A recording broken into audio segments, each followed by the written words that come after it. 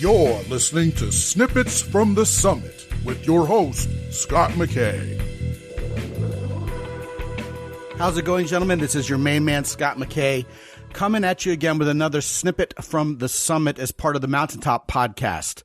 Today, I want to talk to you about men and women and attraction.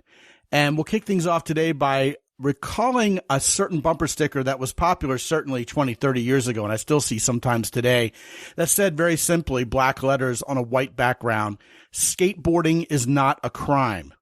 Now, of course, skateboarding in and of itself isn't a crime, but because some certain skateboarders were known to go ransack public places or anything that was shaped like a half pipe that was built into the architecture of really most any building or public park anywhere, they got a bad reputation for kind of being mischievous and creating trouble and just being a nuisance. But it was just a few bad skateboarders who ruined everyone's reputation, right? Most people just simply wanted to skateboard and have fun. Well, it would be easy to connect the dots and believe that being a heterosexual male adult is not unlike being a skateboarder nowadays.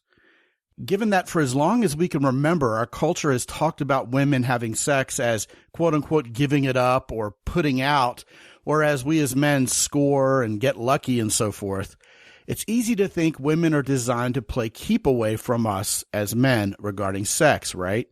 Well, this perception isn't helped any by angry women complaining about the male gaze and so forth. And more recently, the Me Too movement, despite its stated intentions, well, it kind of ended up shaming good, decent men into fearing the demonstration of any sexual interest of women at all. You may remember at the time, it's been about, 7 or 8 years now, the concept of rape got bandied about freely to the point where if a woman's fast food order was messed up by the male behind the counter, he basically raped her, right? It was crazy.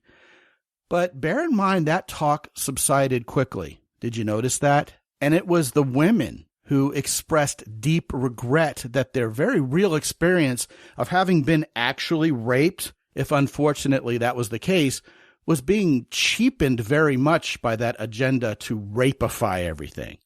So at least we calmed down culturally from that. But meanwhile, we as men of good character are still here, wondering what to do vis-a-vis those other apparent boundaries that have been implied between men and women relative to sexual attraction. Well, gentlemen, today's message couldn't be more simple. Attraction is not a crime. The truth is the vast, vast majority of women out there are heterosexual, just like the vast majority of you. And yes, they're horny and they love sex. If you believe otherwise, you've either been fooled successfully by an agenda, or you're simply projecting your own frustrations in that area thus far upon women instead of taking ownership. Think of it this way. What's a heterosexual woman to do if not for heterosexual men? Well, apart from postmodern sperm donorship stuff, at the baseline, you remain the secret to the continuation of humankind as we know it. So, practically speaking, here's the deal. First of all, whatever pain, damage, or even ill will has been created by a certain man or a certain few men in a woman's life, you don't have to be part of that problem. You do not have to accept the blame or the shame. And when you meet any woman who would seek to play the victim card with you as such, you can certainly assert you're not that guy. Better yet, you can stop participating in the charade and run away. It's just not your problem, unless and until you accept it, which you shouldn't. So, what about the natural order of flirting with and attracting women who aren't broken then? Well, first order of business there is to stop assuming all women are angry man-haters. Most aren't, gentlemen. It's just that the women who actually love men are kind of a silent majority nowadays. They're not the vocal ones on the internet. After all, they're not upset and grabbing the mic. They're happy. They're content. They like flirting. They like sex. They like men. There's nothing to complain about. The magic here lies almost purely and breathtakingly simply in the art of making a woman feel safe and secure. Most of us as men have no idea how much fear women live under. realize that, and it seems natural that they put up a protection mechanism early on. But the very moment a woman senses you are a protector instead of a predator, that guard drops considerably. Give women space. Always ask yourself if you're making a woman feel at ease versus making her feel uneasy. That's a question you must always ask inside your head whenever interacting with any woman.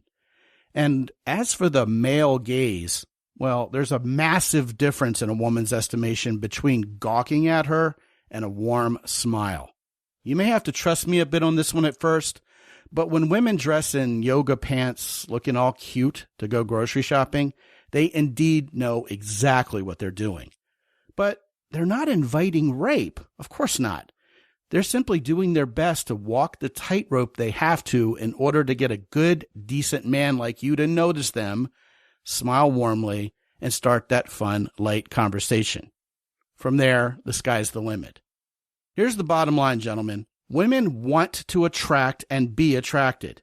Now, it's simply up to you to lead, based on a solid understanding of women and their needs. Want to talk about this or anything else? Scot at mountaintoppodcast.com. Be good out there. As always, visit mountaintoppodcast.com for more.